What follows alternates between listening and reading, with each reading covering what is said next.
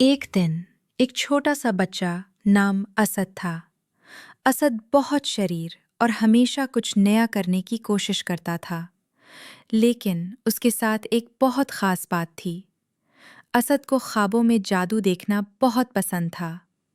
एक रात जब असद सो रहा था, अचानक वो एक जादुई दरख्त के नीचे पहुंच गया। वो दरख्त सोने की रोशनी से जगमगा रहा था और उसके फल चमकदार मोती की तरह लग रहे थे। असद ने सोचा, काश मैं उनमें से एक फल तोड़ सकता।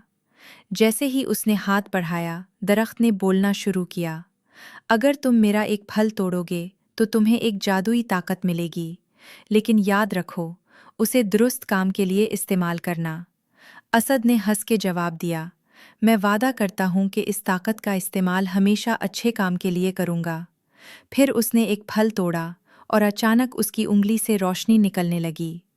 उसने देखा कि वो रोशनी सब्ज पौधे उगाने में मदद करती थी।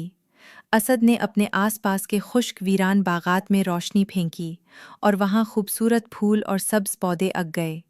सुबह हुई, असद अपनी ताकत को इस्तेमाल करके पूरे गांव में खुशियां ले आया।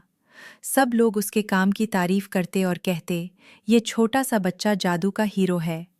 और असद भी बहुत खुश था कि उसने अपनी ताकत से सबकी मदद की। तो बच्चों, इस कहानी से सबक मिलता है कि ताकत या दूसरा कोई तोहफा मिले तो उसे हमेशा अच्छाई के काम में लगाना चाहिए। हमेशा दूसरों की मदद करो और अपने मन के अच्छे ख्यालात को हकीकत में बदलो। ये कहानी ख़त्म हुई। उम्मीद है आपने मज़ा लिया होगा। जल्द मिलेंगे एक और नई कहानी के साथ। खुदा हाफिज।